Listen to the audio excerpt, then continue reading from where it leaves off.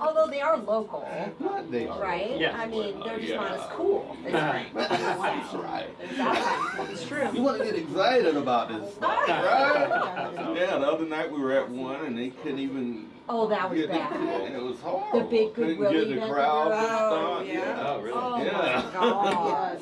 Yeah. We were like, okay, they need help. All right. Are we going It was just the top Nothing personal, executives I'm just- trying to MC, Yeah. but Yeah. everyone Did has he their ever come gifting. back up after Right, that? that's the I big don't thing. think he Knowing, ever knowing where you're not gifted is Right. pretty Yeah. important. Yeah. If you need to. But an event like that, I mean, there were, the mayor was there were some candidates there were quite Probably a the same few. thing that'll be at yours, right? Yes. Because it's soon. Yeah. Yeah, Yeah. there's a lot of movers and shakers. Yeah, I was there last year. It was good, very good. This year's going to be really inspiring. We're going to highlight one of the moms as a different, we haven't really done that. We've had a mom as a speaker before, Oh, yes. but the daughter's going to be the keynote speaker, and then she's going to perform dance, but her mom's going to play the piano, Oh. and her story is just really cool.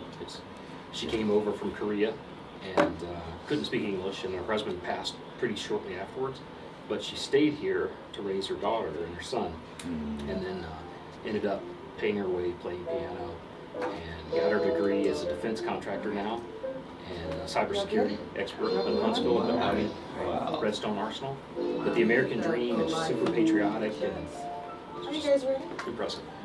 Well, we can roll. Danielle can just slip on Yeah, we'll in just here. slip right Yeah, in. yeah, Okay. so, yeah. So I'm gonna play a disclaimer and play your intro song, and Yep. then we'll get you guys booted on. Sounds good, thank you, Sage. Mm. Yeah, my husband taught the dance at, like, not the ranch one, besides that one, but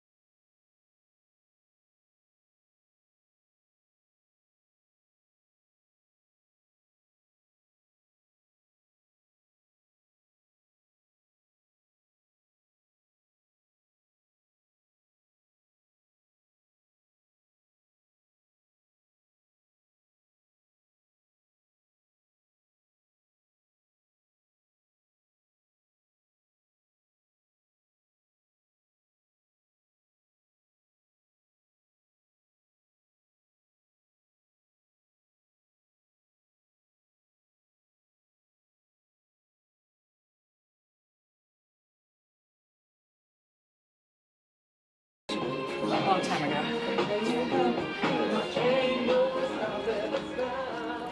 Well, good morning, everyone. You are on the Be Encouraged Show with Frank and Lisa on Motivation Monday. We're so glad that you would join us. If you want to call in, call 719-300-7936. We have a studio full of great humans this morning that you want to hear from. We're at Family Flavors The Slide, which is a non-profit internet radio organization that is pumping out information and supporting our community in a very, very great way. We want to say a couple of things right quick. On May 6th, that's Saturday, Macaroni Kid is in the house, is ready. You need to be a part of that. If you got some children, yourself, you see Health Park, right? Between 10 and 3, is that 10 or 11? That's 10 to 3 and it's free. 10 to 3 and it's free, she said, right? So those are the words you've been looking for. 10 to 3, Macaroni Kid on Saturday. So make sure you get out and get an opportunity to be a part of that. I'm here with my great friend Lisa Sennett, my partner in crime on the show here. I'm Frank Sinclair, Chief Encouragement Officer for Dream Again Business Consulting, where we bridge the gap between discouragement and hope. What do you do? Hi. I'm Lisa Sennett. That's hard to follow. Right? InnovateSuccess.com. I'm here to help both business owners and families get connected to professional local services that do excellent work for you. So that is a free connection service. Hit me up at InnovateSuccess.com. And who else do we have in the studio besides our magnificent cameraman, Lisa? Yes. So, real quick, we have got our panel host, Lorraine Grasso. Thank you so much for bringing on these amazing guests. Two of my main tribe over here. I was so excited when I saw their names. So, Miss Lorraine is actually an Air Force veteran. How many years? 25. 25 years. That's amazing. Colonel Grosso to you. Yes. I just want to throw that in for Okay, free. thank you. I actually did look it up and I couldn't find what rank he She was retired Lieutenant at. Colonel. Thank you for your service. And she is now the brand new owner of Hand and Stone Massage and Facial Spa down south off Lake Avenue. And of course we have the infamous Miss Danielle McCarthy. Wow, Infamous. infamous.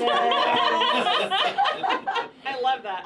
And she's the Chief Executive Officer and founder at Guiding Gratitude, and she is also a guru with Five Rings Financial. I She am. even helped me personally back in the day with that. I still have money invested in that. Thank you for all that you do. And she also works at CASA. Volunteer, not work, but volunteers at CASA, Okay, yes. Yes. Which is work. Yay! but you Woohoo! and then Miss Brandy Nunez is in the house. Hello!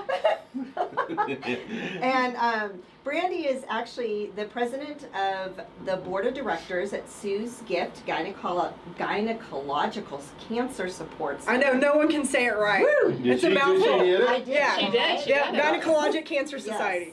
Got it. And also the owner, co-owner with her lovely, awesome, handsome husband, Leo, with Nunes Partners.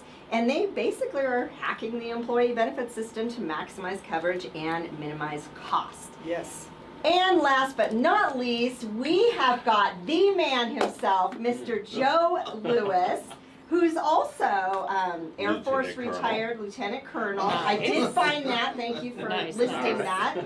that. And interesting enough, and we're going to have to ask you some questions on that, but you actually worked for Air Force, Army, Marine, and worked very closely Wow. with the Navy, Coast Guard, law enforcement, from federal agencies down to local task force. Wow. And he is the founder and CEO of Angels of America's Fallen. Yes. Yes. Wow. Thank you for having me. Yes. That's awesome. Boy.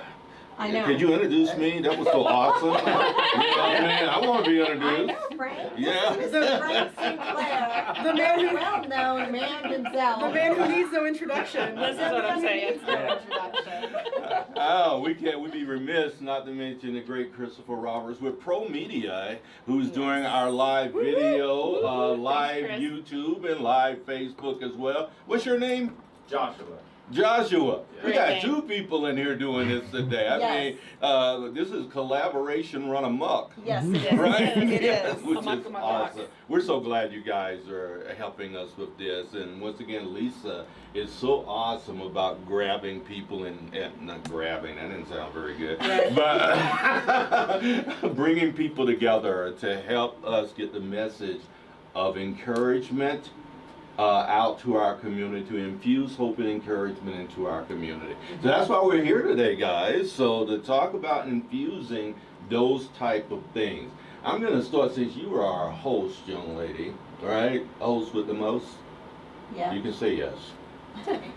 Okay. all right. She's so humble. I know. She's the quiet one of the bunch. It's like the microphone, right?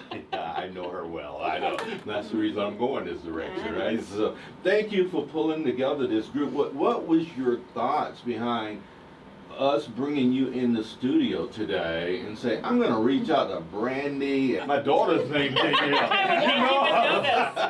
You know I'm getting old. I can't even remember. I call Michelle baby, right? That's okay. So I don't Yeah. mess up. Yeah. Smart man. What were your thought process? You had the opportunity to invite people. You invited Joe, Danielle, and Brandy in. Why? Well, they are, so the reason, when Lisa asked me to invite people who are involved in the community, who are giving back to our community, we have a community full of serving people. So people serving people. There are a lot of organizations I'm personally involved with too, and Joe's organization and Victory Service Dogs work well together. And so I just kind of started thinking about who might not get as much announcement or recognition in town, which luckily Angels does, and we're very grateful for that. But we're also showcasing their upcoming gala. Danielle has an amazing and really fierce story and mission, and I told her a few months ago that I would help her get that out there, and I'm a huge supporter of her mission to change the laws. And Brandy, I didn't even know about her organization until we met just a couple months ago, and you know, I fully want to support that because it's something that we don't really talk about in our communities, and so there's so many people that I would have loved to have pulled, and I know you will eventually sometime, but that's why. I didn't have much of a hometown growing up, so this is now my second hometown, putting roots down, and just really love our community and all that, the efforts that are hidden within these city limits. Right on. Yeah. Thank you. Yeah, that was what a wonderful lead-in, Lisa, to engaging these awesome humans. We're very fortunate that we know people in the city like you Yes. guys, right? Yeah, Awesome, isn't it? exactly. Yeah. So, Brandy, speaking, I'm not even going to try that word, but that you're. Okay. What do you need to know, Frank? Gynecological. Yeah. That word. Yeah. He's is just why- not The gonna word say it that at only all. women say. Yeah. It actually is. Yeah. Men, it's not a comfortable conversation for men. Right. And if you're speaking in that language, it's usually a much more derogatory word that you're using, not gynecologic, right? Yes. So a little And this is different, why yes. I wanted her on. Yes. Well, let's stay with you. Yeah. He's like barely holding it together right now. I love it. Oh my, you and Leo, just to throw this part of the story in, I think it can be incredibly encouraging for our community to give a little backstory about what you guys have experienced in the last year. Yeah, it's been a crazy year. So my husband was actually diagnosed with prostate cancer at age 49 back in August of last year, and he had treatment in January. So things are going really well. We'll have to obviously do ongoing monitoring. But because of the industry that we're in already, working within the healthcare space and helping people find affordable options and protect themselves financially, that's been a huge learning experience through all of this. Being able to personally navigate the healthcare system, knowing what healthcare products are a good fit and how they protect people, personally using the things that we have in place to protect ourselves financially for those reasons, and then learning as a caretaker and as a patient so much more about the journey, which has influenced my work with Sue's Gift, because we don't normalize the conversation around cancer. And we don't understand what people are going through emotionally or financially through a cancer diagnosis. And so it's been a huge influence in the work that I'm able to do and understanding that process a lot more. Indeed. Yeah. 3 weeks ago I had a cancer diagnosis. Yes, you did. So, this has become much more real to me, Yeah. you know, when the C word is spoken to you. Absolutely. Right? Yeah. Oh my. So, you guys have been doing some great education around Colorado Springs, their look and everything. Yeah, I mean, everybody recognizes the blue hair Yes. now. I don't know if I'll ever be able to go back to normal. You won't. You think, who You are know? you? Yeah. I don't know, you look amazing as a Yeah. blonde too. But you can do all colors. This is just fun. I Yeah, joke with everyone I'm exactly. going through my midlife crisis, you know, and then Leo always gets very serious and he's like, no, I did it for prostate cancer awareness, you know. That's and- Leo. Yeah, that is yeah. Leo. I try to make lighthearted of it, but it has been a great conversation piece because of the hair. People will stop and ask us, Yes. tell me about the blue hair. Why do you guys both have blue hair? Like, what's the story behind it? We've had people pray for us in the middle of Whole Foods. It's been amazing because everyone stops and asks, and when we explain, hey, you know, we had a cancer diagnosis and here's the journey, you'd be surprised how many people have a brother, a father-in-law, it's a loved one that they know that went through the same journey, and no one really talks about it because just like gynecologic cancer, when it comes to something that's a little bit more reproductive, people tend to keep that a lot more private instead of talking about it to be able to educate and share their experience with other people. And they need to know, right? Absolutely, I yeah. was actually talking to somebody the other day. It's about mothering and birthing, which is a big deal. But back in the day when I was pregnant, I was like the first of my friends, And the only guide I had was the What to Expect When You're Expecting book. Yeah. Mhm. That was Yep. horrible. Yeah. Like no other mother told me you're not going to get any sleep. This is the journey. The reality No of the one journey. gave you like the The real heads reality up of the what's going to journey. happen. Yeah. And I Exactly. do feel that people need to be more Mhm. upfront with cancer and stuff because a lot of us, all of us have probably been touched by Are gonna be touched someone. by it. Yeah. Mhm. Absolutely. And your work in Sue's Gift, did it predate Leo's It did. diagnosis? It did. I actually first got involved with Sue's Gift back in 2019 through the Be Ovary Aware 5K.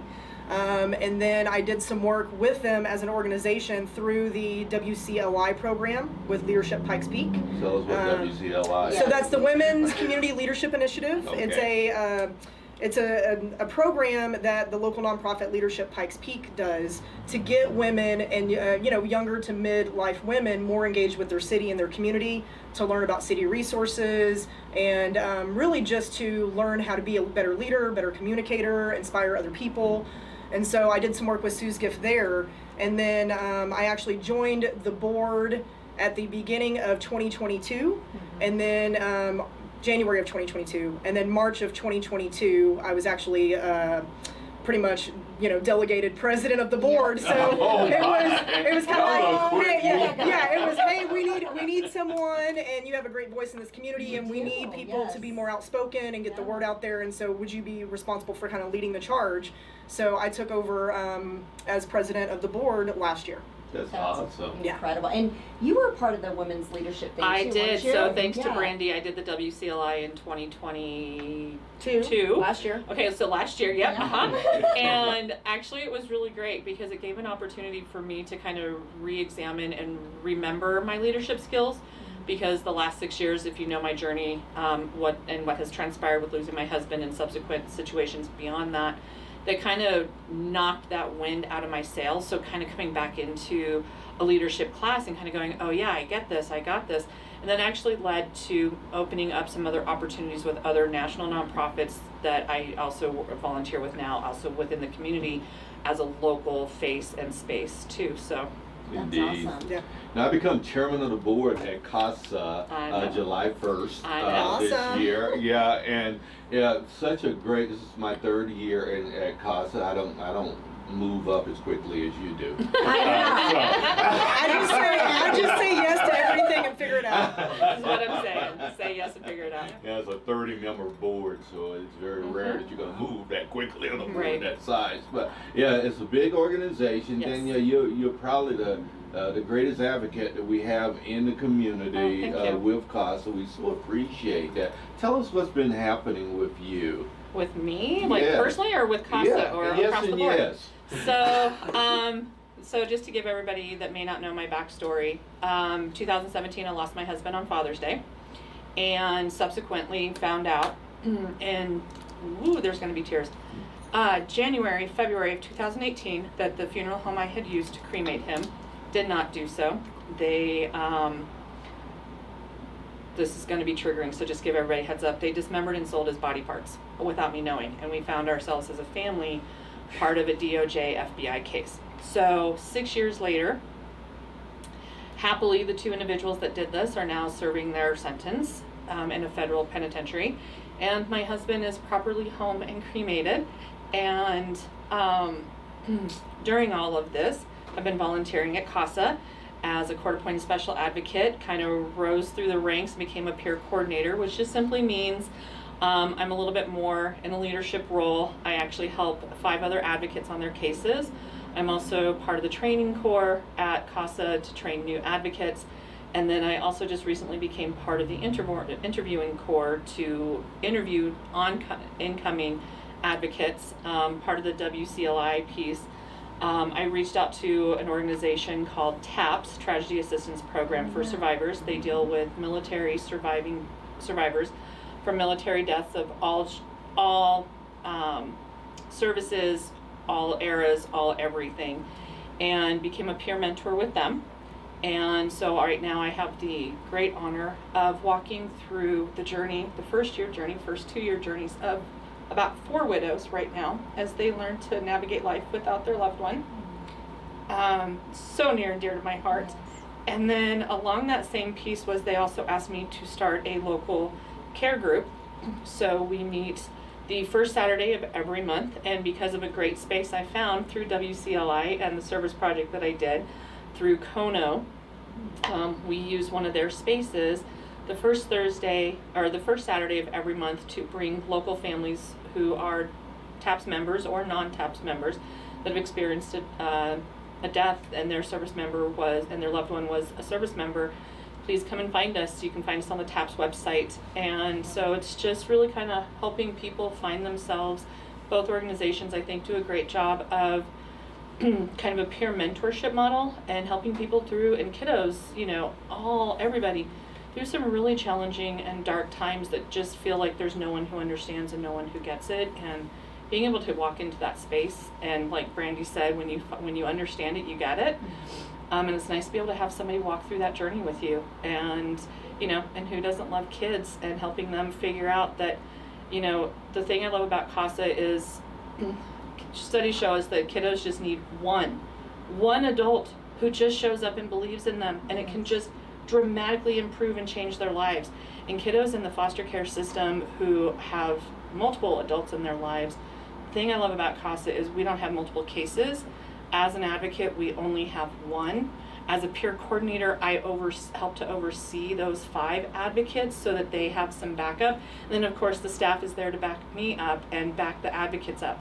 But the most important thing is that it's one case per advocate, and we get to have a direct line and communication with the judge, which is so powerful sometimes in these stories and in these cases. Indeed. Wow. Well, yeah, you gave more information than the board. You know, the board normally, you know, you sit at a place where you really can give direction, and let's face it, most boards are dealing with finances of an organization and making sure those are viable, and we have a great board, but the boots on the ground is really what makes CASA go. And there's other programs too. There's the SEP program, which is the Supervised Exchange Parenting Time. So if parents are needing to exchange and there's some, you know, not some great feelings there, it's a safe place for parents to exchange. It also teaches them some parenting skills that they may need, right? Yeah. Some of us don't always have great parent models and where to find them. So there's that piece. There's also Lifelong Links piece of the program, which helps find other family members that maybe the family didn't know about or kiddos didn't know about that can potentially be extra supports, natural supports, or even a placement depending. And then there's always the Hangar. The Hangar is my new favorite thing. That's another place that I've started helping to volunteer at, which is a little boutique for foster teens to come in and shop for free, get some job experience if they want. And it's just a great organization that truly puts the needs of that specific niche of the community first and foremost, and does so with such generosity of heart that it's truly amazing. What's the Hangar and where's it at? So the Hangar is located on the back side of the CASA building downtown, and you have to go on I don't know the actual hours, I just know I show up on a Saturday and have fun for about 3 hours helping teenagers figure out how to shop for clothes, and sometimes they don't understand, you know, how to shop for clothes or those types of things. So it's a very safe space for them to learn. It's also a great place for kids in foster care that might need some, you know, job experience. You can kind of be hired on and help, and then that also gives you great resume building. So CASA does an amazing job, and the more I can get their name out and the more I can support them, the better, because it just means more of the need is being met, and that need unfortunately keeps growing. So And the Hangar's a great place to donate. yes, If you have, you know, beauty products, bath goods, clothing, things like that. for some clothing of these that's kiddos. that's teenage good to know. appropriate. Yep. Yeah, and the clothes are like top shelf clothing. It's not like, so the kids can get clothes where they can go and be proud of, and in the spaces that they're in as well. So at the Hangar. Yeah, so thank you. Appreciate all of that backdrop Yes. and everything that you're doing in community. I think it's a great segue to talk to Joe, because you're really in that space as well. Tell us about Yes. Angels of America's Yeah, Fallen. there's a lot of crossover with these categories today. So Angels of America's Fallen is a national nonprofit that is headquartered here in Colorado Springs to support the children of our fallen military and first responders. And what I saw with my military background was I lost friends in every branch. And it was always a great guy with really little kids. 2 of my buddies in the Marine Corps had babies on the way they never even got to see. And so it really impressed upon me how these kids are going to go through their whole life, but most importantly, their most crucial formative years without one of their biggest mentors, and typically the breadwinner of the family as well. And looking at my sons, actually I was at a soccer championships for both my sons. They were both on different teams in the championship thing, and seeing their interaction with the coach and the other players, and that they had been putting their effort into something positive, made me think about that. And so that was kind of the light bulb moment where I didn't hear a booming voice of God, but it was very clear to me this is what I was supposed to do. So when I retired, we started Angels, and the idea being that we wanted to get them in these positive activities with the influence of that one adult, right? Get that coach or an instructor to be there as a mentor for them while they're not grief-based. We're a partner with TAPS, and Yep. TAPS does grief Yep. based things, but ours is more on them just finding writing their own story of success in spite of their circumstances. And so when we looked at enrolling them, the thought was a lot of these kids can't do the activities because if they do qualify for the benefits that we would like to think our country provides, it's really just above the poverty level. And many of them don't qualify, particularly issues with, we're seeing a lot of cancers after toxic exposure in burn pits. And we also have a lot of suicides, and this is in the first responder community as well, where the community doesn't rally behind a first responder suicide like they do between, some other kind of event. But for the child, it's 100% loss of mom or dad. So all it takes to qualify is that mom or dad served and gave all. And then when we enrolled the kids, we couldn't think of getting them into an activity they otherwise couldn't do and then say, well, good luck, reapply next year. So when they're enrolled, we commit to stay with them all the way until they turn 19 years old, which as a nonprofit is a difficult Right. thing to do, making Yes. that future funding commitment. So Yeah. that's what keeps me up at night, is this commitment we've made to the kids that we can only honor through the goodness of people's hearts. But of course, we live in a land of abundance here, and so Yes, the we goodness do. of people's hearts, it comes through, but it's very much a community thing. It's wherever the kids are in their community. So the parent or guardian picks or the child picks what activity they want to do, and then the guardian picks where in town they can get back and forth to, and who they vet, where they want their kid to go for their karate or whatever their thing may be. And then we make the payments directly to the activity provider. But that's the tip of the iceberg, is the part you see, is getting the kids in the activities. But the big base underneath the water is the case management, getting to know the families, referring them to other services and things they might qualify for, and then the peer connection part. Definitely the peer thing is huge because we get to know the families really well, and we spend a lot of time with that guardian on the phone, just being there, and then knowing them, and then knowing others maybe a little further along in the grief journey that are similar or could help them. So we do peer networking and peer support, and then we also have what we call our Voices program, which is to engage those guardians, parents, and kids telling the story of their loved ones, to honor them through their story, but also raising awareness to get resources to support more kids. So there's healing and helping, and when they tell their story, they're tearing open wounds, but just like working out a muscle, when you get those little micro tears, you grow back stronger. And so it helps them while it helps us help more. Wow. Yes, indeed. How long ago did you begin? 10 years. Yeah. 10 years. Yeah, we just 10-year passed the 10-year mark. anniversary. That's right. Congratulations. Yeah. Yeah. Wow. Wow. And I'm telling you, exponentially, and I may be missing it because I only have an outside view of your organization, but it seems as though the people have really rallied behind your message, what you're doing, and I've been to the last 2 galas, and they were insane. They are. They Yeah. they started because one of our widows was the president of the Gold Star Spouse Club, Oh. and she wanted the other widows to be able to have a really nice night at the Broadmoor, where she had come over to intern from Hungary and met her husband, who was a Sergeant What's her Moonlight. name? That's Audrey. Audrey. Yeah, Yeah, Audrey's yeah. fantastic. Yeah. So she was doing that and said, "Hey, we ought to make this a fundraiser for Angels." And so that's how the gala was started, and it's our moms get to go, and dads. We've got some dads in our program too.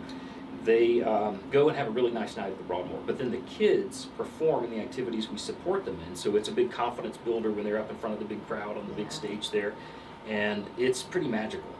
I didn't know Audrey was at the forefront at the beginning. Oh, yeah, of that. absolutely. And Low Miller, right? Lockmiller, yeah. Lockmiller, Yeah. yes. I've had coffee with her several times. Yeah, Met she's her amazing. husband. Yeah. What a I'll send her a message out this now and say, we were just bragging about you, girl. Yeah. How awesome Yeah, she you did. are. Yes. I sent her the information about how to listen to this. 'Cause she Oh, has- did you? Oh, good. Yeah. Yeah, yeah. Perfect. Hey, Audrey. She should call in. Yes, she should. Ask us a question. And a shout out to the Gold Star Wives Association as well, as being a member as well. Like, they are doing some amazing things and changing laws and making sure that Yeah. Gold Wives and Gold Star spouses, specifically in Gold Star families, are truly still remembered and taken care of. And there's some big initiatives right now sitting in Washington that they are spearheading in an awesome way. And it's just to further the cause that I think, you know, at least the two of us really truly believe in. Yeah, and Make sure that people know what Gold Star Yeah. is. So a Gold Star spouse, or Gold Star kiddo, is we have lost our loved one either to being killed in action or a service connection. So in my particular instance, my husband died because of a service connection injury and illnesses.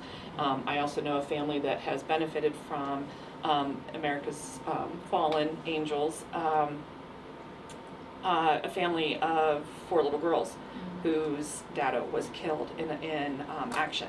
So, you know, both hit home. So, and then Gold Star Wives. So it's just a way that if you ever see the Gold Star on a red flag, you know, with the red border, that's what has happened. Is that loved one has been recognized as having served and essentially given their all to the country. Awesome. I'm ex-military myself as well, so you know that kind of hits the spot in you, military spouse as well. So yeah, this it's a big portion of our city. People that have relationships with the military and first responders. and First responders, right. Yeah, Let's not because forget the first we've got responders. so many, you know, the thing that really hit home with me was when I was doing some law enforcement support was the risks they take right here at home. And then I did a ride along with the Colorado Springs Fire Department, and what really impressed me about that was with the military, you typically go away somewhere, and the Yes. conflict's there, and you come home and you can compartmentalize that. right. Whereas locally, they go by spots where this happened and that happened, maybe to somebody they know, and maybe to children Yes. and these kinds of things. So over a career, there are a lot of trigger points, and Yeah. so the post-traumatic stress issues are really prevalent in that community, as well as the toxic exposure and cancers, particularly for firefighters. Indeed. You know, it is a big deal. It is. Arguably, it may be more dangerous domestically for them than it is for our troops and things serving in these other areas. I think in a lot of ways it can be. currently Yeah. right now, I would because disagree with that we're statement. not in great shape, and there's a lot. Well, I read the other day 180 some odd multiple shootings this year already. Yeah. Yeah, so it's a lot. So Laureen, coming back around to you, my dear friend, what are you involved in? No one that can meet you can walk away from a conversation with you without seeing the enormity of your heart. Yeah. I mean, oh my, you just really, really, really are for humans. Yes. Right? Yeah. So what are you up to? I love to serve. And so when like we were talking earlier, when I transitioned out of the military, there was a huge loss taking out that uniform. When you're in that uniform, you know you're serving. Yes. So I wanted to find ways to serve our community.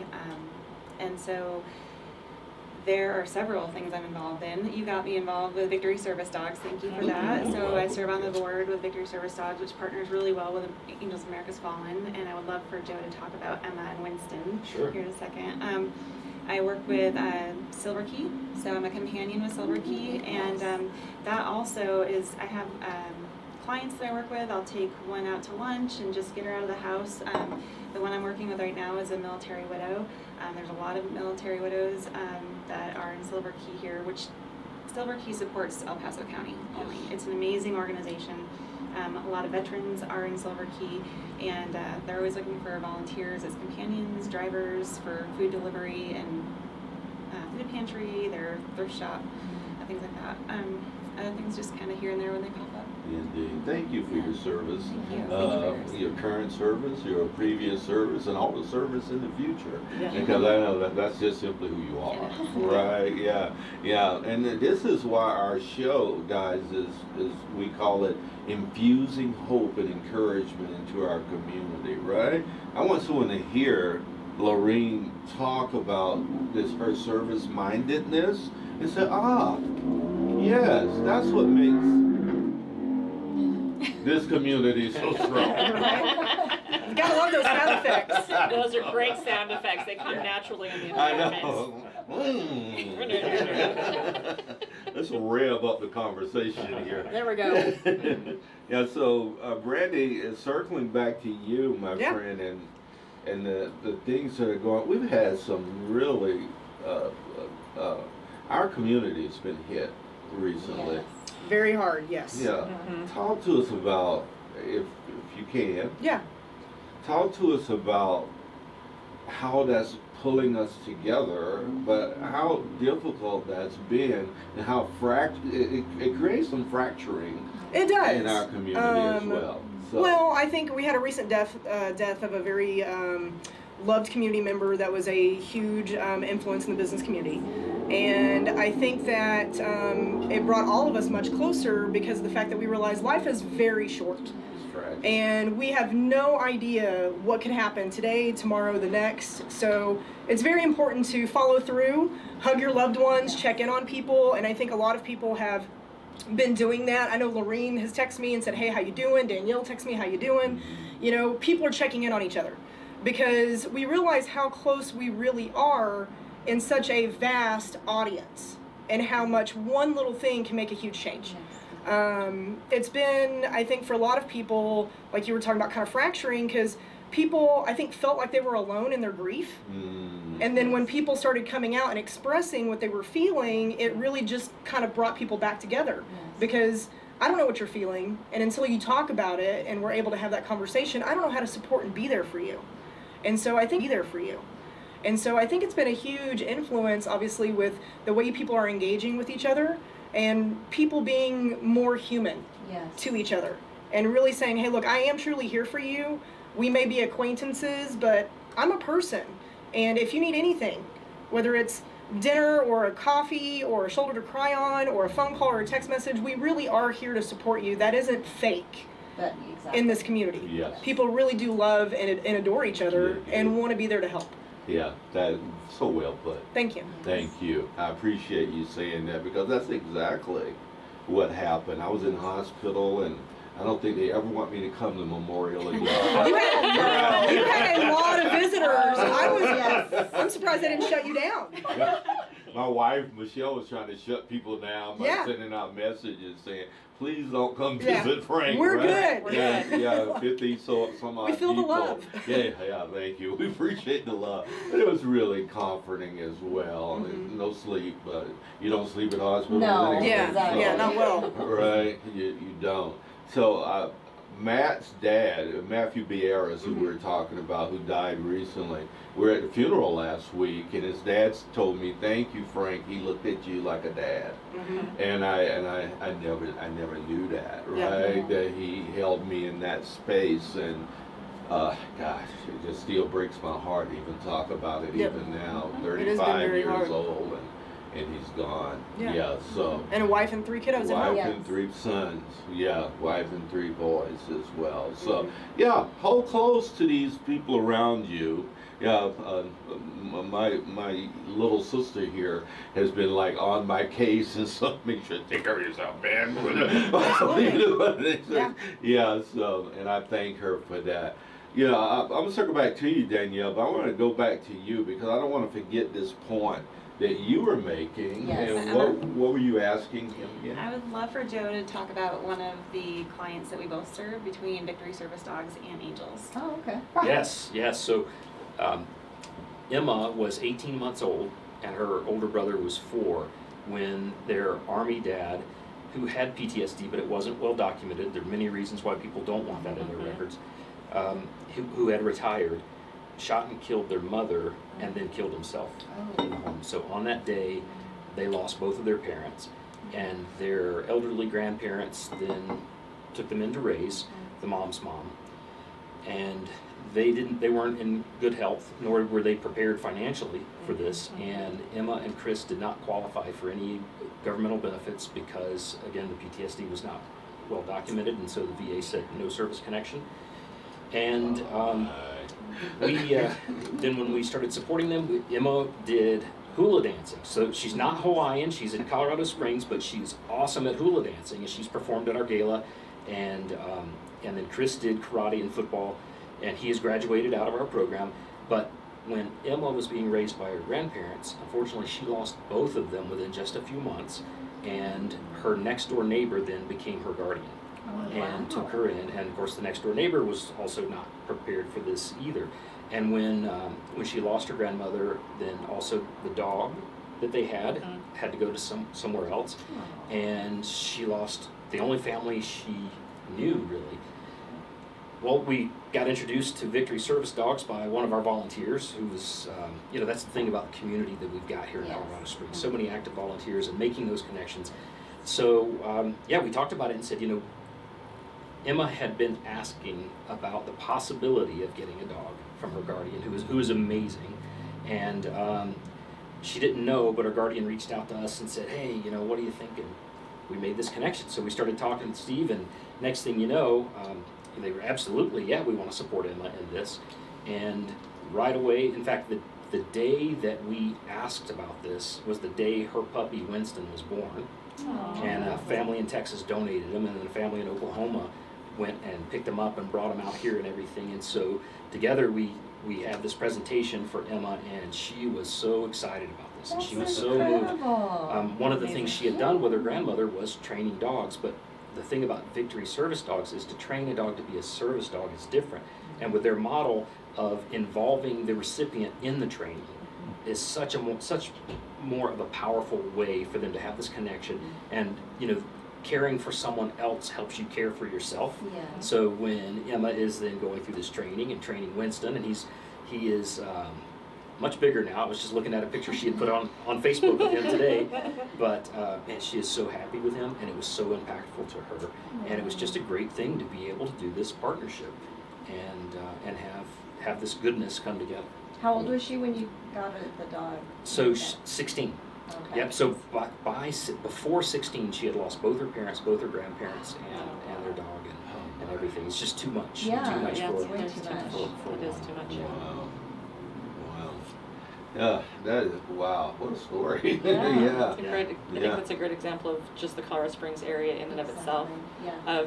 Somebody knows somebody knows somebody. Mhm. It's not the 7 layers. It's more like a 2 or 3 layer that somebody knows somebody, and no one says no. It's just like, let me get back to you, Yep. and I will find a solution, or a solution will be found. I think that just speaks volumes. Yeah, it does.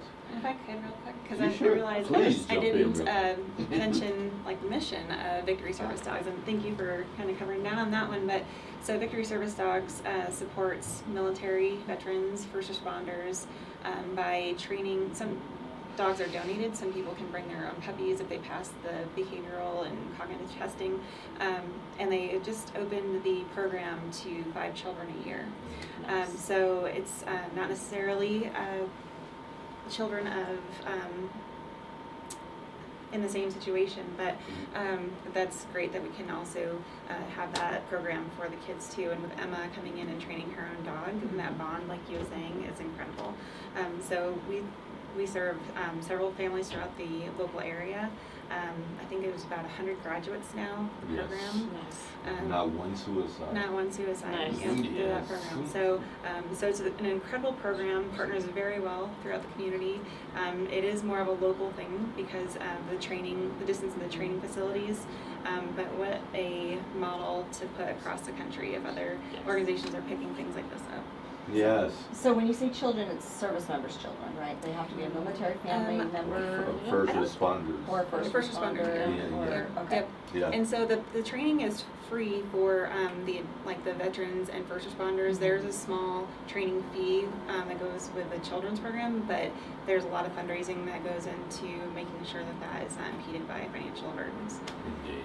Very small. Yeah. Yeah. I had the privilege of serving for several months as the chairman of the board of directors for Victory Service Dogs, and it was just overwhelming for me with the space that I had, so I couldn't. I handed Yeah, it so off. my first day on the board, you took off. And I took off. Oh, So best of luck to See you you. later.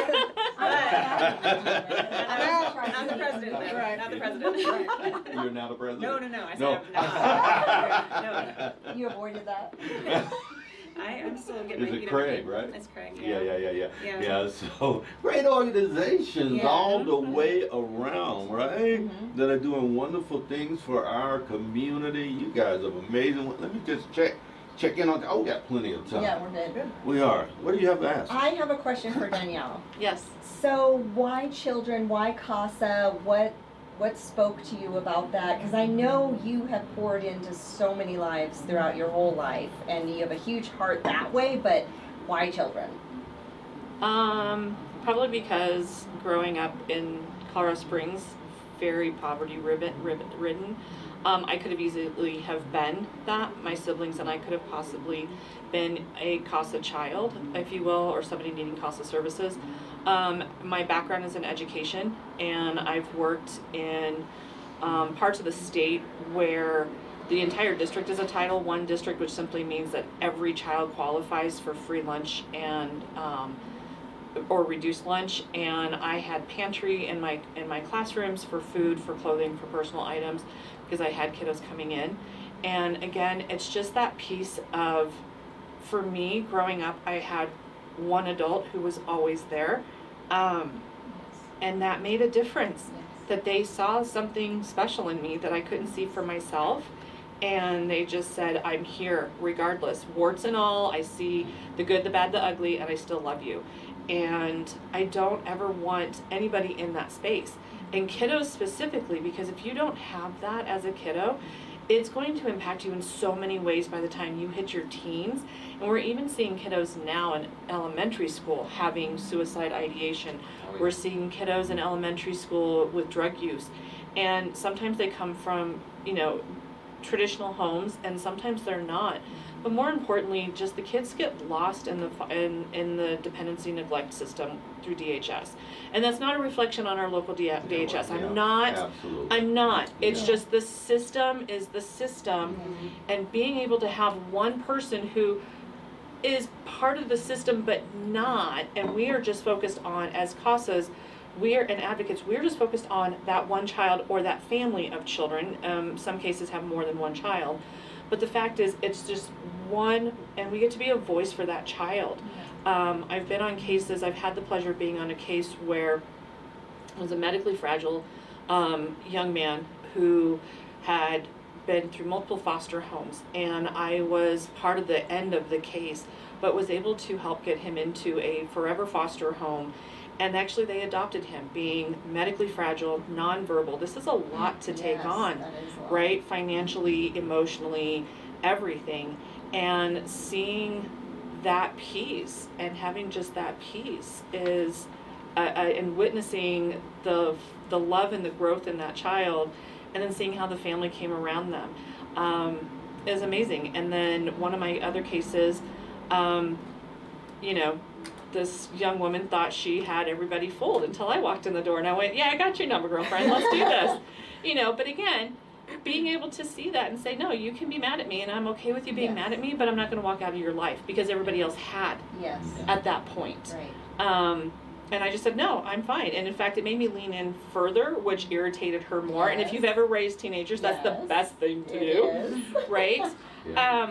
And while it wasn't necessarily a great outcome for that case, I have a feeling that she still has some more growth to do, but she is a strong woman rising. It's just going to take her some time, but I'm still a natural support for her. So occasionally I do get a text message from her. She doesn't always necessarily want to hear what I have to say, but just the fact that she knows that she can reach out and talk to me as a safe adult, that's huge. Yeah. That's huge. And we were just talking about Matt. Again, having that safe person, Yes. regardless. And when you add these other components to it, and people don't talk about grief, people don't talk about foster care, we don't talk about death, we don't talk about all these situations that are really part of the human experience, but because they're not upbeat, they're not fun, they're uncomfortable, we need to be able to have some sort of conversations around those. And for adults too, having that safe person that I can verbally vomit on, if you will, and then they still love me despite all of that, right? Yes. Kiddos for sure. Pain creates purpose. Yeah. right? And that's really every spectrum of life. That's true, right? I wouldn't be doing what I do today if there weren't pain points to solve, right? So we do everything that we do really based. And I'm a part of Hand and Stone as well. I just want to throw that in for free, and we'll give you guys the opportunity to shamelessly shout out ways to engage all these different organizations that you're talking about. Brandy, Yes. tell me what's happening with Sue's Gift? Yes. Sue's Gift, how is it going there? How are things going? Well, I mean, we're a local nonprofit, so just like every local nonprofit, things are always, you know, you're kind of navigating rough waters. But I do want to back up because, you know, just talking about the history of Sue's Gift, you know, we were founded a little over 10 years ago from Sue DiNapoli, who passed away from ovarian cancer. And she was known for saying it's really cruel to make a woman choose between paying her mortgage and paying for her medical care. Yes. And that really resonated with me, being again in the healthcare space. So that's originally why I got involved with the mission. But the amount of demand that we have, we serve the entire state of Colorado, even though 19% of our resources come from El Paso County. 19%. 19%. Wow. In this year alone, we've already had over 80 applicants for our grant Oh, assistant program. Wow. So there's several types of gynecologic cancer, whether it be uterine or cervical or fallopian or any of those. But what we do is we help women with financial assistance. So when they're going through medical care, they can apply for a grant, which they can use to either cover household bills or obviously pay for their medical needs. And then we also provide a peer-to-peer assistance program where every woman that comes in is matched with another female who has been diagnosed and survived that same cancer. Oh, that's So they have someone good. to emotionally lean on Yes. Wow. and understand where they're coming from. Yes. Yeah. So again, kind of normalizing the conversation and letting people know we're here to support you. But, you know, as a nonprofit, we're always, fundraising is key. It's, one, getting the word out there on who we are and how we serve so women know that we're available to them. And their family members, obviously, because we don't really know what resources to direct people to. And if it's like anything, when my husband got diagnosed with cancer, they pretty much were like, hey, you have cancer. Like, no guidance, no support. I was like, are you going to hand me like a pamphlet here? Like, what do I do? Good Who luck do with I that, talk right? to? Like, you're just left so hopeless in that moment. And so it's very frustrating. So knowing what resources are available out there so we can help people, and then two, being able to fundraise to help these women. You know, I mean, in the past, since 2015, we served over 200 families with financial assistance. So it's always really big. But just so you know, we do have some events that people can come and check us out and learn a little bit more about what we do. We have our annual golf tournament. That is on June 19th at Flying Horse. Okay. It's a 9 o'clock shotgun start, and you can find information about that event on suesgift.org. And then we also have our annual Be Ovary Aware 5K, which is held at America the Beautiful in September. And so you can bring your family members out to support our survivors. We will be looking for sponsorships and vendor booths and all kinds of stuff for some of these events. So if there's any information you're looking for, you can find it on the website. If not, just message our Facebook page, which is under Sue's Gift Gynecological Cancer Support. There we go. Yeah, reach out to Sue's Gift. Yeah. My word, that's some information that I know our community wasn't aware of. Absolutely. Yeah. Same thing, Danielle. Give us some contact information about CASA or any other organization you want to shout out. Awesome. So, CASA of the Pikes Peak region, they constantly have information sessions. I don't have the schedule coming up, but you can just go to their website or their Facebook page, CASA, C-A-S-A, of the Pikes Peak region. Just Google it. Also for TAPS, Tragedy Assistance Program, it's taps.org. If you're a local military family that has lost a loved one, or anybody, even if you're not a military family, but somewhere in your history there was a family member that was military that lost their lives, that whether it's service connected or not, just in general, and you still need some support on that grief side, taps.org has all the information. It's the first Saturday of the care group that I run, the first Saturday of every month, 9 a.m. Kono, I can't remember, it's their space over on Hancock. Wish I was better prepared for this. but I'm not. And but okay. you can find all that information on TAPS too. Just look underneath the care group button. And you know, I think my biggest thing for today is just reach out in your local community. Like I was asked, Lorraine asked me, you know, why You're do I taking do? away my last question. Okay, here. sorry, I'll let it go. Yeah, you're Okay. jumping ahead of me. Okay, I'll let it go. So those are my You know, two for right I now. love but you. there's a bunch of other Victory Service, Silver Key as my hometown. Yeah. I love to see that. I love to know that we're the nonprofit capital of the United States right now. Per Yes. capita. Per Yes, capita. they are. Yeah. Just Absolutely. reach out to the community in any way. If it's not, there's so much to do. There's a need for somebody somewhere, and you can fill it even at just 1 hour a week. Yep. All right. Volunteering is important. It is Yeah. important. That's my last question, you guys. Stop talking. I know. They're best I wanted friends to too, be so they're like, mean it. Sorry. Sorry, not sorry. Hashtag. All right, Reese's. Joe, Angels of America's Fallen. Yeah. Yes. So our big key event coming up is the Angel Gala at the Broadmoor, May 20th, and I would really like to encourage people to come see this, and more importantly, be there and cheer on the kids that are performing. It is a big deal for them, and we play a video of their family story before they perform, and it's really moving. And our keynote speaker is actually her dad passed from cancer, and she is in college now, pre-med. Her plan is to become an oncologist. Awesome. And And but purpose. it is going to be fantastic. And then we also have a Memorial Day run with Red Lake Brewing, the Angel Run, and you can do 5K or 10K. You can walk, you can run, whatever. But it's a fun day. The 29th on Memorial Day, and on the 25th there is a fundraiser thing for us at all the Perry's Pizzas in the state. Actually, you've got to mention that you're there for Angels, but we'll get 20% back from that. And so that's 3 things that are coming up really quick. And just on the, how do they reach you? Just Yes. on AOA Fallen for Angels of America's Fallen.org, and on our website we have an events. It's Get Involved, and then there's an events tab. And I won't mention that that's where they can volunteer too, Frank. I'll let you ask that question. No, that wasn't part of the Just question. jump in. Just jump in. But Jump in, You Steve. can say that. Yes, okay. That's funny. Because you already said it. He's trying to corral these two. And who do you want to give some contact information for? So for Victory Service Dogs, easily Googleable.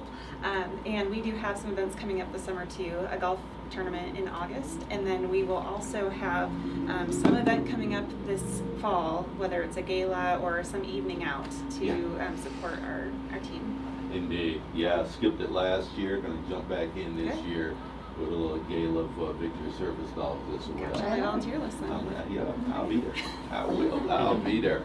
All right, you guys, I told you up front, right? So this is not a secret. This show is about infusing hope and encouragement in our community. You've done a wonderful job of doing that today. I want each of you to go out with a statement today to your community to say all of this that I'm doing, who I am, why this matters, et cetera, and infuse some hope and encouragement with your final statement. Go, Joe. Okay, so with Angels of America's Fallen, supporting kids of our fallen military and first responders, getting them in healthy, positive outlets for their grief because they are at-risk youth. And what we look at is we honor the loss of their loved one, but we focus on positives and possibilities for the kids.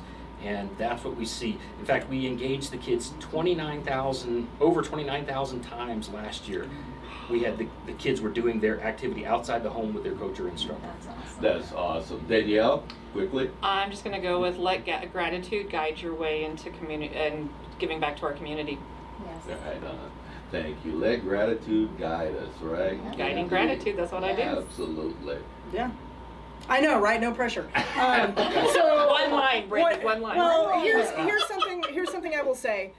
When someone is diagnosed with cancer and they share that information with someone, one of the first things that they get in a response is, "I'm sorry." And there's nothing to be sorry about. The best thing you can say is, "How can I support you?" And as Sue's gift, that's what we're here to do. If you need help, you know someone that needs help, we are here to support you even though we're complete strangers. Our tagline is, "When cancer hits below the belt, we're here to help." Oh, I love that. So, but don't, it's not, It's not something to pity. Yes, How can I support exactly. you? Because this Yes. is a community of resources, and you probably know somebody that can help that person find what they need. Yep. So just ask people, what can I do to help you? I'm sorry, See? Frank. I have that effect on people. Yeah, you do. You Choke do. me up. And my coffee spilled on my shirt. Go ahead. I don't really have any great words on that, but I want to say thank you all for coming on here, Yes. because we are all one person. We all have many passions and things that we care about, and this is a great way. And thank you for having us on. Yes. This is a great way to Thank you. showcase several amazing efforts with just one invitation. So Yes. Thank you. for having us. You're quite Thank you. welcome. Thank you, guys. Yeah. Shout out to the great Lisa Sennett. As always, pulling together a group of people that we can engage that creates positivity and forward looking in our community. Thank you all for being here. In case you were wondering, you've been a part of the Be Encouraged Show with Frank and Lisa on Monday, Motivation Monday. The great Ron Young is going to be back in studio in a few weeks. We're excited to see him again as well. And we'll just continue to pump out great content to you, and you do that with great people. So Yeah. thank you all again for doing that with us. We love you, Colorado Springs. We love the things that are going on here. We love that we can stand without apology and say that we have one of the great communities in all of America. Absolutely. Lisa and I'll be back with another hour of infusing hope and encouragement. Have a great day.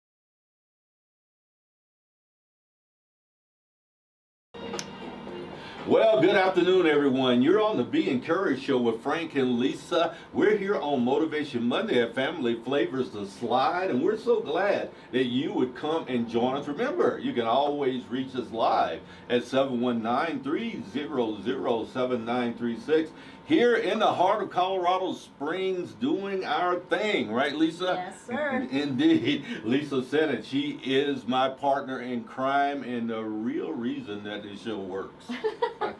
Yeah, it's all about you, girl. Go ahead and take some credit oh my here. Goodness. Yeah.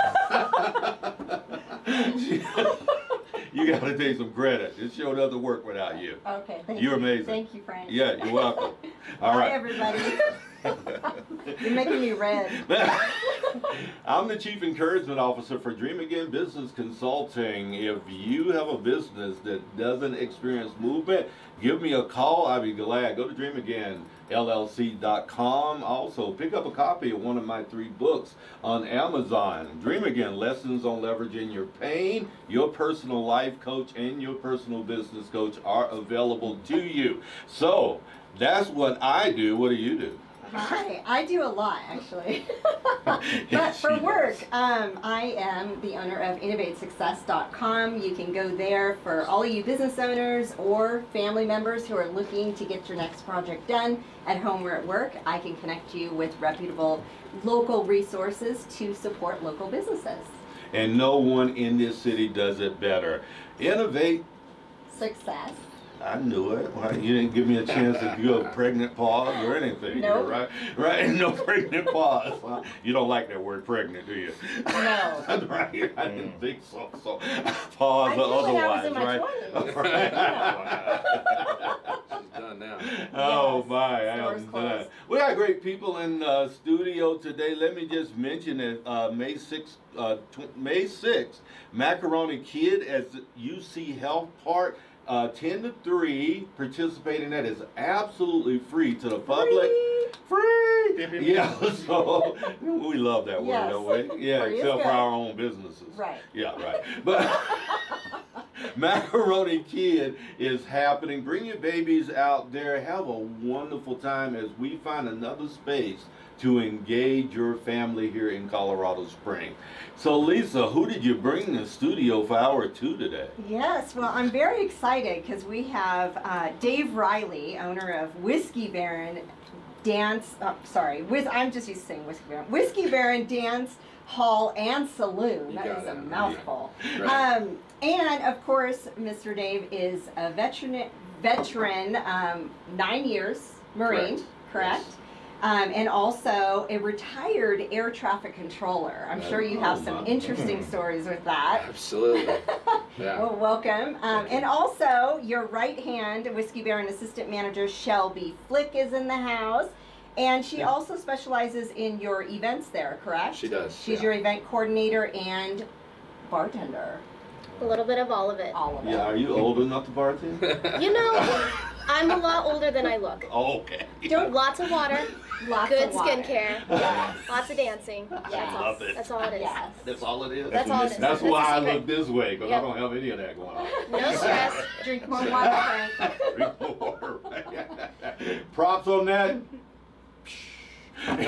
Who else we got? And we have Mr. James Flowers in the house.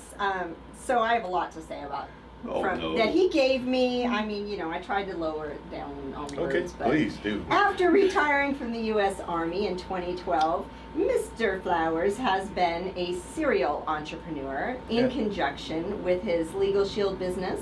He is also the owner of DJ Shield LLC, president of Cause Old School DJs and Photo Booth, president of Fountain Valley Chamber of Commerce, VP of Colorado Springs Black Business Network, advisor, and Entrepreneur of the Year for the Business Women's Network, and an all-around community influencer. Woo!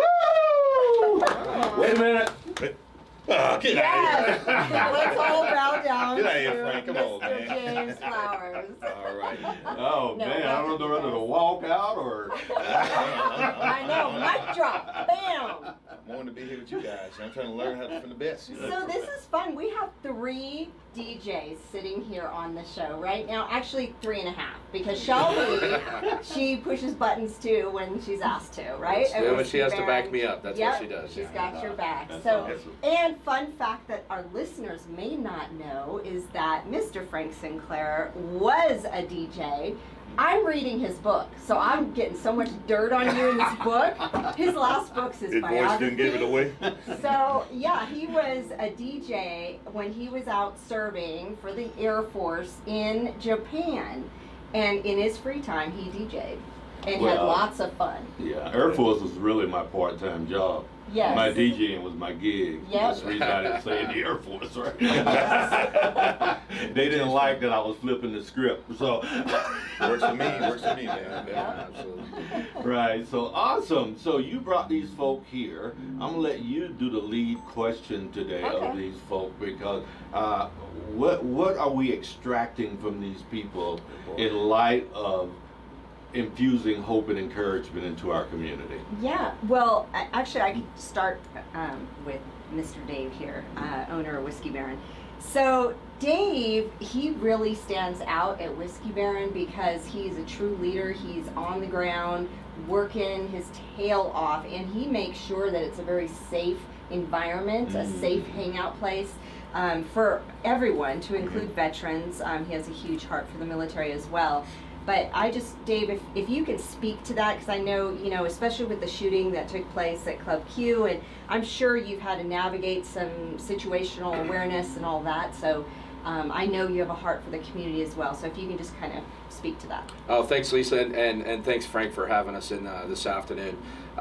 Yeah, you know, I've been in Colorado Springs now for just 2.5 years. Colorado resident since the early 80s. Joined the Marine Corps out of high school. I like to say on the road for about 15 years and came back in 05, where I continued with my air traffic control career. But I also have been working in country music on the side for about 32 years. Oh my. And I think probably like you, Frank, and maybe like you, James, got my start when I was in the military.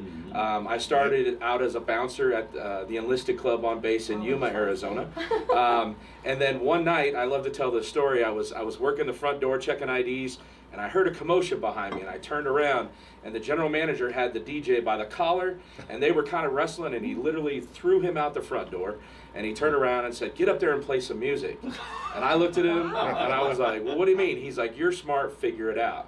I'll tell you what, I never went back to cleaning up vomit or, you know, serving beers or taking out trash anymore, because being a DJ was a great, became a great passion of mine, and kind of a hidden talent that I didn't know that I had. But what's great about being a DJ is you get to make people happy, Yes. right? You get to play music that entertains people, maybe take their requests and play the songs that they want to hear, and just stand around and listen to great music, even if there's nobody else there. Yeah. You know, you get to play the music that you want to hear, and just kind of have a great time.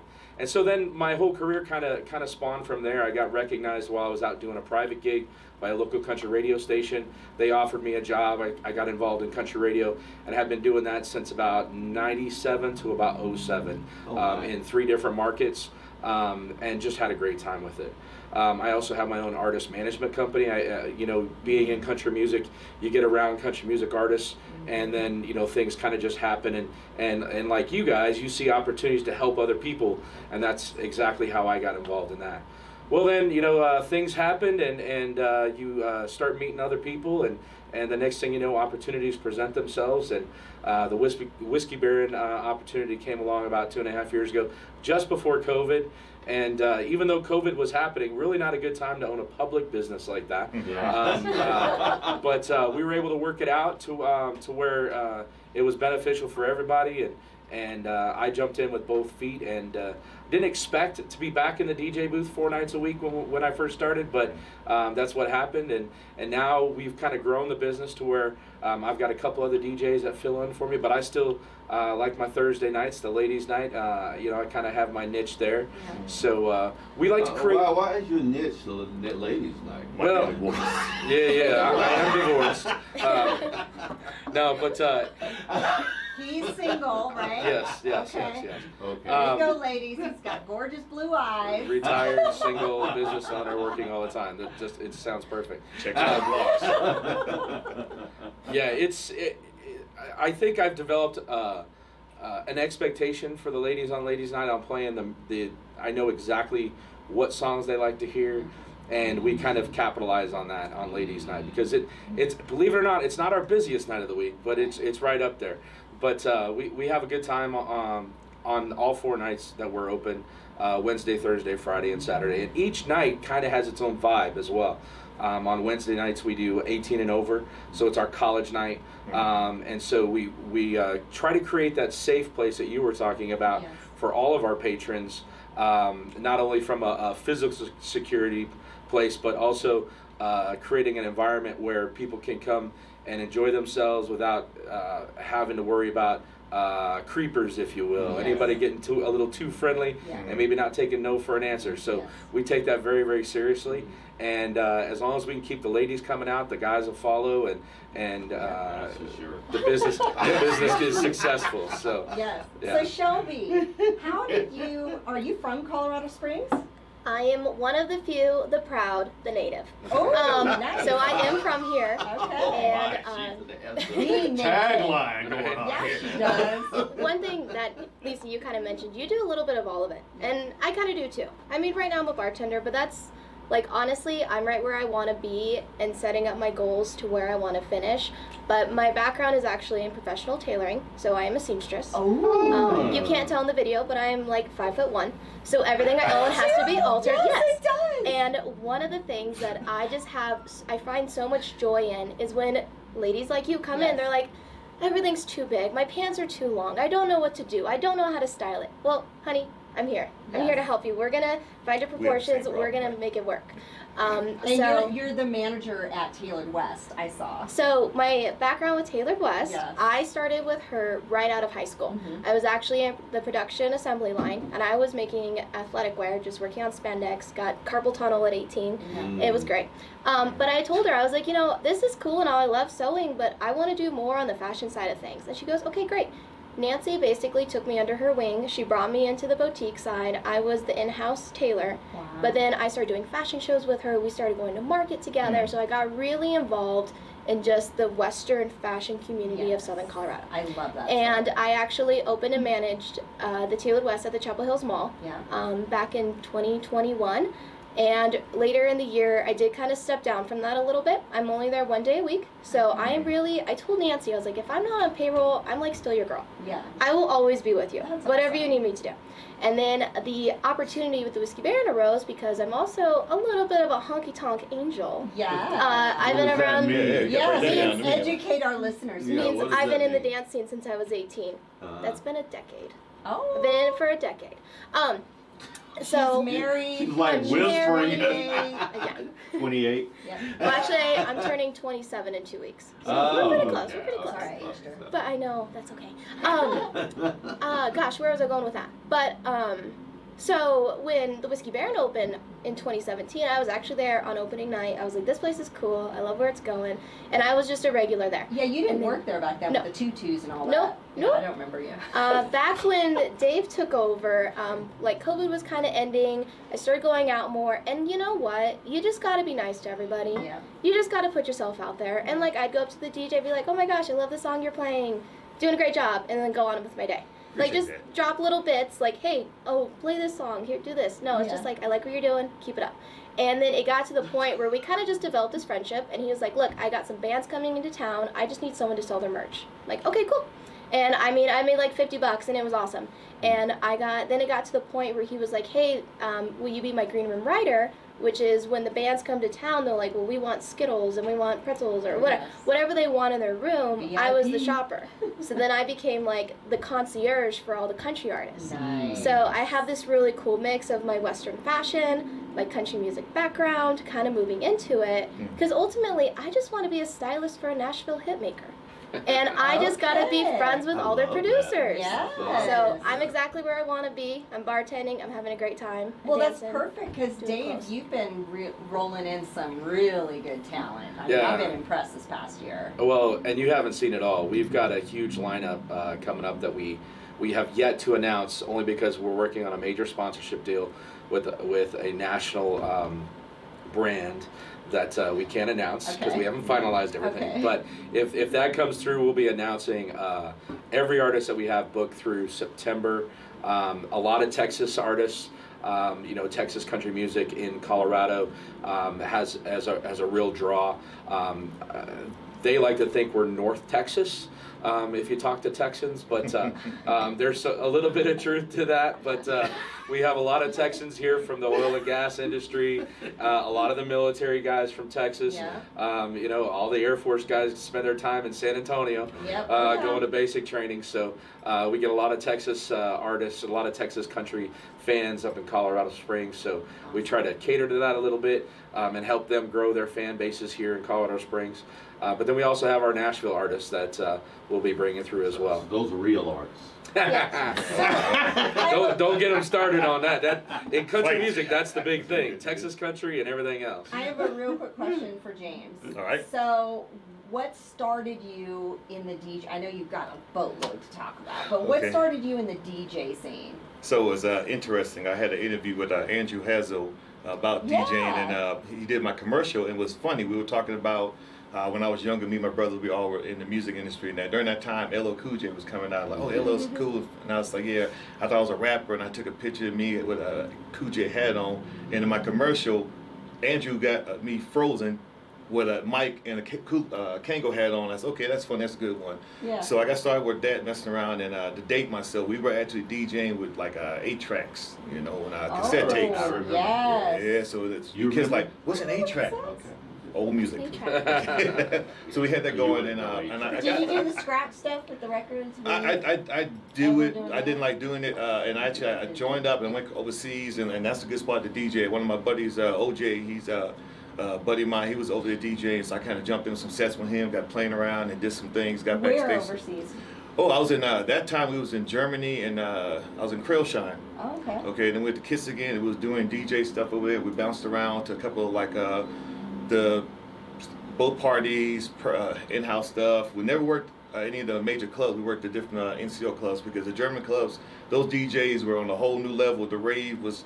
You go to a club at 9 o'clock and you come out at 9 o'clock. You've been clubbing all day. Yeah. Yes. Yeah, I said 9 a.m. the next morning, lights on. Oh my God, lights on. So, so we got clubbing like that, and I got backstage side, and I kind of like took a relax, and I got back into it hard. Were you married yet, or? Oh, no, in Germany, no, I was not married. Okay. No. I got married. I got So backstage like side. Frank, you were single and just swinging the DJ. No, I was and swinging women the DJ. having fun.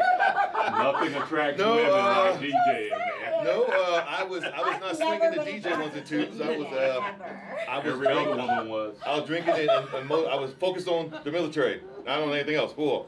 That's my answer to it.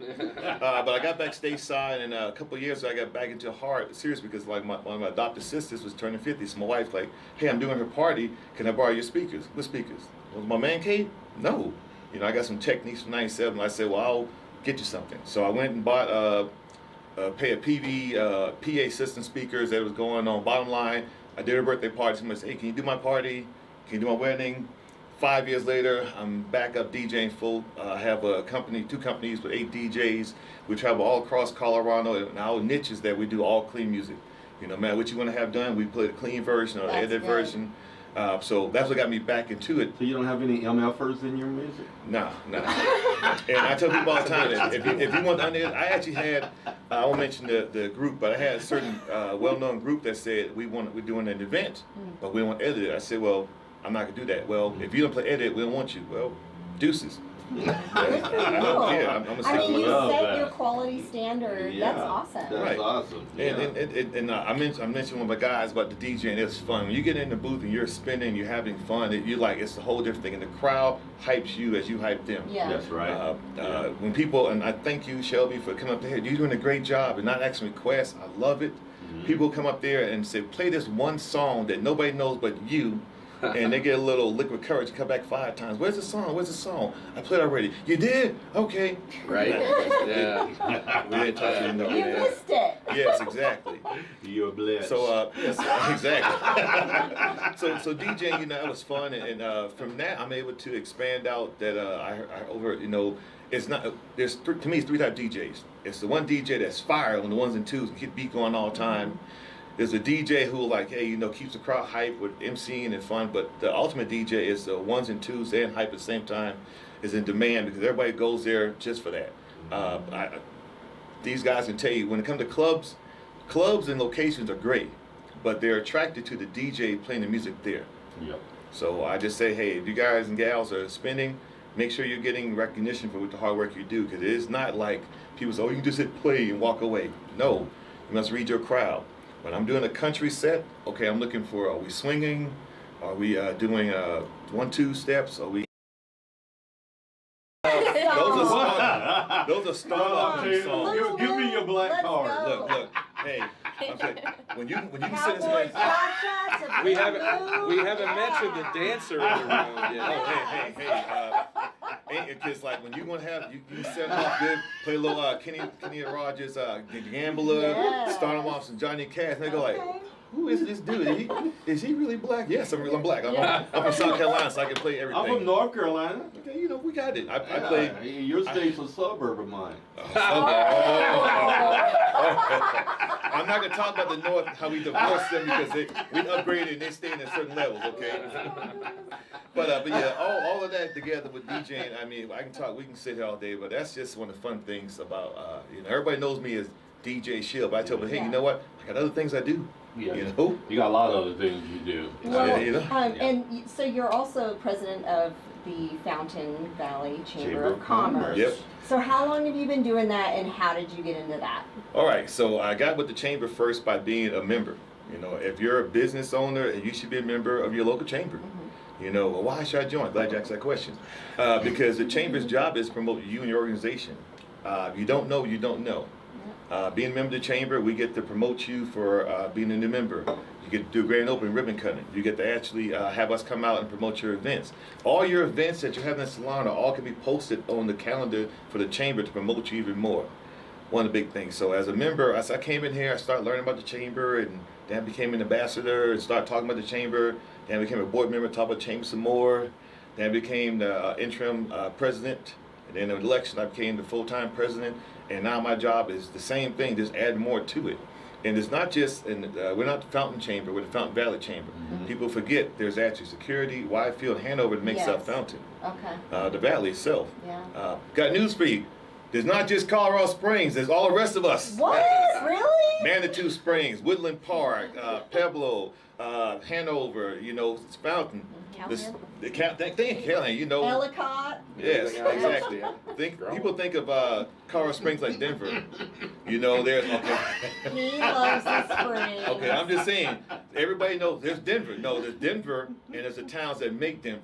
Right. That's correct. There's Colorado Yes. Springs and the people around us who make Colorado Yeah, Springs. I'm not gonna get my high hopes, let me get down No, there. no, But that's what Fountain is. It's a So little bit different here. a lot of things is, and with the chamber, you know, we also have great partnerships and sponsorships with like the different military communities, the different organizations. I tell people.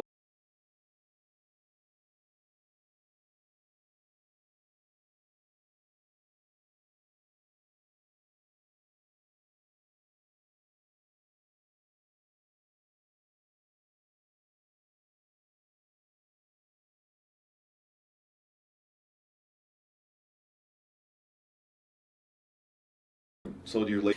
Back to you. Yeah, Frank, what's your... You're through. So your Businesswoman's Network of the Year, Entrepreneur of the Year, what is that? The Southern Colorado Springs Women Chamber? I told him it was through when you were asking him more questions. That was my next question. So I think actually, it's gonna be long-winded.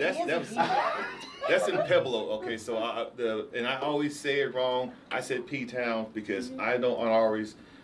announce it correctly, Pablo. I don't mean it disrespect. I just call it P-Town. Yeah, Okay. P-Town. So my P-Town? southern accent, I Okay. keep locking. All right. Sometimes people know, hey, what are you saying? But I used to go down there, and the Business Women Network was an actual group of women, and they allowed some smart men to join them. Okay. And I was working in network with them, building it up, and actually I was the first male to receive the Business Person of the Year award. Like, oh, thank you. And I learned that from my adopted dad, Doug Kelly. Doug Kelly is one of the first men who received the Businesswomen I love Southern Women Colorado Chamber of Commerce Man Person of the Year. Yep. So that's just one of the things. I do a lot of stuff. I'm gonna end out all the work I do. It's hard to promote it all. I just use my digital marketing card to promote that, but it's all about us. We've heard about Dave, we heard about Shelby, we heard about me, but let's go back to what Shelby does, because she does so many things. Wait a minute. I'm sorry. You're taking trying to over the host show. it. Now you're turning into the trying host. to host it. I'm getting the I'm so glad you're sitting next to him. I'm getting the camera off me and back to you, because Wait, shift it this way. okay, well, I stand this way, because I do a lot of things, but I'm trying not to talk a lot. I'm put it back on Frank, who's Yes, Frank, hi. is this your show? You can join back in now. Yeah. You're up, Frank. That's my buddy, man. I'm just picking on Frank. Just picking on Frank. Yes. Pick on Frank Day. There Yes. you go. Right. James, we're joking a lot and stuff, having Right. fun, but he does such an amazing job in our community. The work that he's doing is incredible. Yeah. It really is. We're so thankful for you, my friend. I appreciate and that. how you continue to show up. And Yeah. which is really the beginning of creating any space, right? Is Yeah. showing up. My friend, going back to only 2 years in the Springs. How long did you say? Yeah. 20? Yeah. So Good just amount your of time. third year coming Yeah. up here. Why? Why Colorado Springs? Well, no, you've lived here though since the 80s, right? No. Didn't you No, say? he I was in moved to Denver. I moved to Denver in the '80s as a Yeah. kid. You say it like a cuss word, Denver. Yeah. Yeah. Denver. My 3 kids live there. I'm okay with He Denver. DJ'd at Grizzly Rose too, I right? did work at the Grizzly Rose for a few years Yeah. as a DJ there, helping out my buddy Scott Derlin. We kind of had an interesting connection that we didn't know about until we met each other and started talking. He's the owner of the Grizzly Rose. Scott Derlin is actually a Delta Airlines pilot. Where's the Oh. Grizzly Rose? Yes, sir. Where is it? It's just north of downtown Denver, Oh, okay. off of 58th Avenue, Okay. in Globeville. We're actually doing the Country Classic there this year. Oh, okay. Yeah, they're doing it Okay. for one day only, but because Uh-huh. they had a big enough floor to Oh, do yeah, it sure. in. Yeah. So, yeah. And Grizzly Rose, you can send that check to P.O. Box. Right. Yeah. Exactly. 12543. Small denomination building. Yeah. No, so Scott and I developed a friendship in 2011, and then I was kind of hanging out there, and then they posted they had a need for a DJ, and I mentioned it to him, and I'd hustle as a DJ, and we kind of clicked on that, and I started working there, and that opened up a lot of opportunities for me in country music as well. And Yes. when I was going to retire from the FAA as an air traffic controller, we have a mandatory retirement age of 56. Really? And I had already, yes, sir, and that has to do with like burnout factor and our retirement system. Yeah. And so I started looking at, what was I gonna do in the next chapter of my life. So that's when I really started getting in the background, and that's when. So you came here specifically for the whiskey? That's Fest. correct. That's correct. And actually, it's been a very pleasant experience. I really like Colorado Springs. Always knew, everybody knows about the Air Force Academy. Everybody knows about the bases down here. But really, as a veteran, until you get in this community, you don't realize how many veterans, how many active duty, with the 5 military installations that we have. And the retirees. Absolutely, all the of it. retirees Mhm. and everything here in that support network for veterans on how many veterans are here. Up in Denver, as a former Marine, there's not a lot of Marines Not a running lot. around in Denver. No. There's not a lot of Marines running around in Colorado Springs, but the big difference is, in Denver you've got Buckley. Everybody knows Buckley Air Yeah. Force Base, but and the Federal Center and places like that. But man, when you get down here in Colorado Springs, the veteran community and the active duty community is